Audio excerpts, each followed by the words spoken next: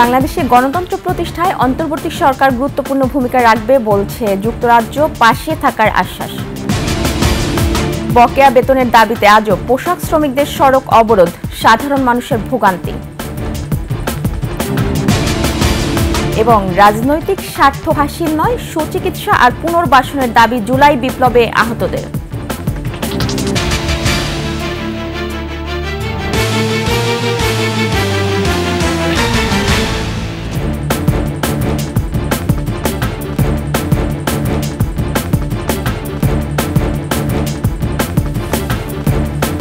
শুনছিলেন সংবাদ শিরোনাম। আমন্ত্রণ দুপুর ২১ সংবাদে, সাথে আছি মহিমা পলি। দর্শক, ২১ টেলিভিশনের সংবাদ একই সাথে সরাসরি দেখতে পাবেন আমাদের ফেসবুক পেজ www.facebook.com/21 অনলাইনে। এছাড়া সাবস্ক্রাইব করতে পারেন www.youtube.com/@21 চ্যানেলে। বাংলাদেশের শান্তিপূর্ণ গণতন্ত্র প্রতিষ্ঠায় বর্তমান সরকার গুরুত্বপূর্ণ ভূমিকা রাখবে বলে মনে করে যুক্তরাজ্য। পররাষ্ট্র উপদেষ্টা তৌহিদ হোসেনের সঙ্গে বৈঠক শেষে একথা জানান দেশটির ভারত প্রশান্ত মহাসাগর বিষয়ক পররাষ্ট্র প্রতিমন্ত্রী ক্যাথরিন ওয়েস্ট। বলেন, অন্তর্বর্তী সরকারের ভীষণ পূরণ, শান্তি, নিরাপত্তা প্রতিষ্ঠা ও পরবর্তীতে গণতান্ত্রিক প্রক্রিয়ায় যেতে সব ধরনের সহযোগিতা করবে যুক্তরাজ্য। বৈঠকে বিএনপির ভারপ্রাপ্ত চেয়ারম্যান তারেক রহমানের যুক্তরাজ্য অবস্থান ও দেশে ফেরা নিয়ে আলাদা করে কোনো আলোচনা হয়নি বলেও জানান ওয়েস্ট। বলেন, দুদেশের মধ্যে যে কোনো বিষয়ে আলোচনা ও সহযোগিতার পথ খোলা রয়েছে। বকেয়া বেতনের দাবিতে গাজীপুরে মহাসড়ক অবরোধ করেছে বেক্সিমকো ইন্ডাস্ট্রিয়াল পার্ক কারখানার শ্রমিকরা। সকাল 10টা থেকে চন্দ্রা নবীনগর মহাসড়ক অবরোধ করে শ্রমিকরা। এতে যানবাহন চলাচল ব্যাহত হয়, চরম দুর্ভোগে পড়েন সাধারণ মানুষ।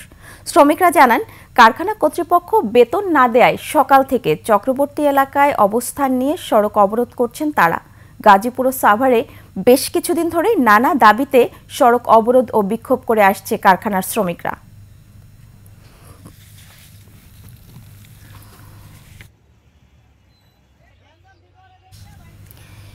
সরকারের উপর মহলের আশ্বাসের পরও চিকিৎসা ব্যবস্থা নিয়ে এখনও ক্ষুব্ধ জুলাই বিপ্লবে আহত রোগীরা।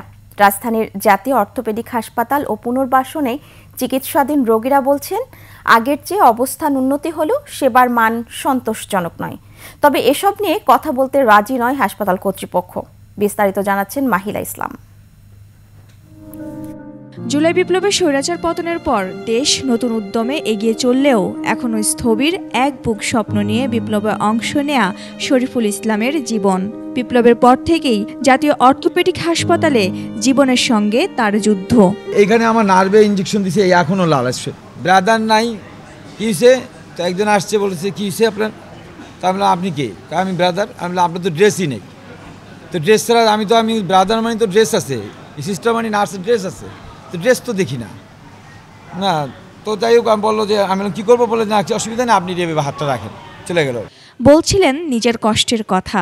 সরকারের সর্বোচ্চ মহলের আশ্বাসের পরও চিকিৎসা ব্যবস্থা নিয়ে নিজের ক্ষোভ জানালেন তিনি।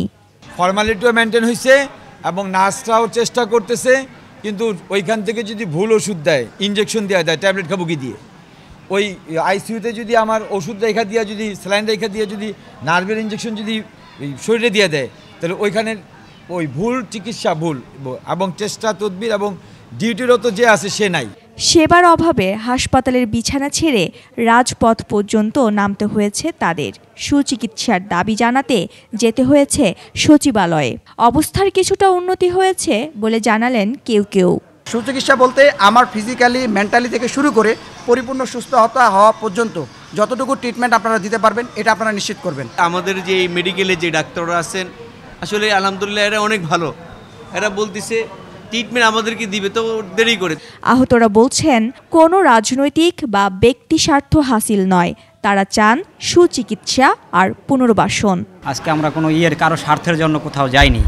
আজকে আমরা গেছিলাম, যেমন মনে করেন আমাদের আন্দোলন, এখান থেকে আন্দোলন যেটা হয়েছে, আমরা নিঃস্বার্থের জন্য, আমাদের চিকিৎসার জন্য, আমাদের গেজেট করে যাতে আমাদের একটা সম্মানিত কার্ড দেওয়া হোক। এই বিষয়ে কর্তব্যরত চিকিৎসক কোনো কথা বলতে রাজি হননি। হাসপাতালের কর্মচারীরা অবশ্য দাবি করেছেন, সর্বোচ্চ আন্তরিকতার সঙ্গে সেবা দিয়ে যাচ্ছেন তারা। মাহিলা ইসলাম, 21 টেলিভিশন, ঢাকা। বেসরকারি টেলিভিশন চ্যানেল দেশ টিভির ব্যবস্থাপনা পরিচালক এবং অ্যাডকোর সাধারণ সম্পাদক আরিফ হাসানকে আদালতে তুলে 3 দিনের রিমান্ড আবেদন করেছে পুলিশ। শনিবার রাতে ওমরান নামে দেশ ছেড়ে পালানোর সময় বিমানবন্দর থেকে তাকে গ্রেফতার করা হয়। বিস্তারিত জানাচ্ছেন তরিকুল ইসলাম। জুলাই বিপ্লবের সময় ফ্যাসিস্ট শেখ হাসিনার পক্ষে কাজ করেছে দেশের বেশ কিছু গণমাধ্যম।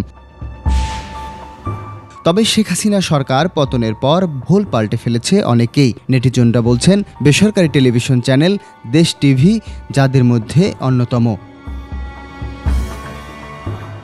শনিবার রাতে সৌদির উদ্দেশ্যে ঢাকা ত্যাগের আগে বিমানবন্দরে গ্রেফতার হয়েছেন দেশ টিভির ব্যবস্থাপনা পরিচালক আরিফ। আওয়ামী লীগ শাসনামলে প্রভাব প্রতিপত্তি খাটিয়ে দেশে বিদেশে নামে বেনামে বিপুল সম্পদের মালিক হয়েছেন তিনি। আরিফ ঋণ জালিয়াতি করেছেন ৩৩৫ কোটি টাকা, আর সেই টাকা দিয়ে ৩.৭ মিলিয়ন কানাডিয়ান ডলারে টরন্টোতে কিনেছেন বাড়ি।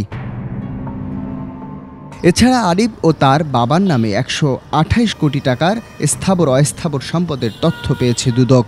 সাবেক আইনমন্ত্রীর ঘনিষ্ঠজনের সহযোগিতায় ধামাচাপা দেন এসব অভিযোগ। তরিকুল ইসলাম, ২১ টেলিভিশন, ঢাকা। নিচ্ছি সংবাদ বিরতি, ফিরে এসে যা থাকছে। সংঘাত বাড়ায় আবারও মণিপুরে কারফিউ জারি, ইন্টারনেট সংযোগ বন্ধ।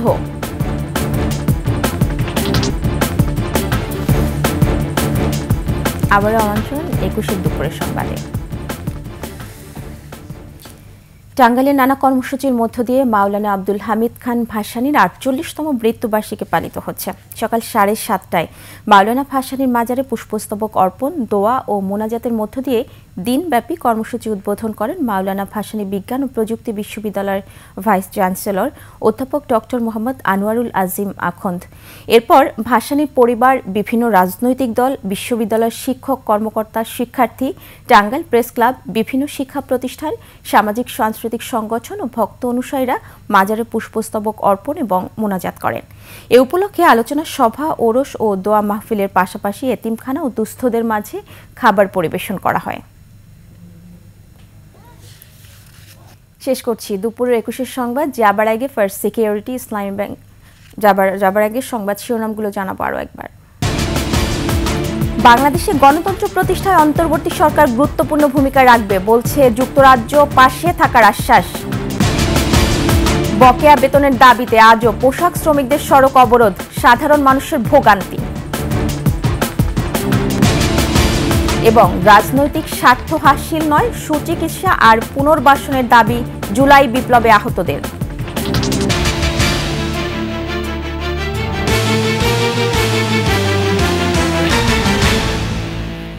সর্বশেষ খবর জানতে ডায়াল করুন 2021 নম্বরে, আর ভিজিট করুন 21stv.com এই ওয়েবসাইটে। এছাড়া ফেসবুকে ভিজিট করতে পারেন www.facebook.com/2124 অনলাইনে। এছাড়া সাবস্ক্রাইব করতে পারেন www.youtube.com/@21tv চ্যানেলে। এতক্ষণ সঙ্গে থাকার জন্য ধন্যবাদ। আমাদের পরের সংবাদ দুপুর 2টায় দেখার আমন্ত্রণ রইল। 21 সাথে।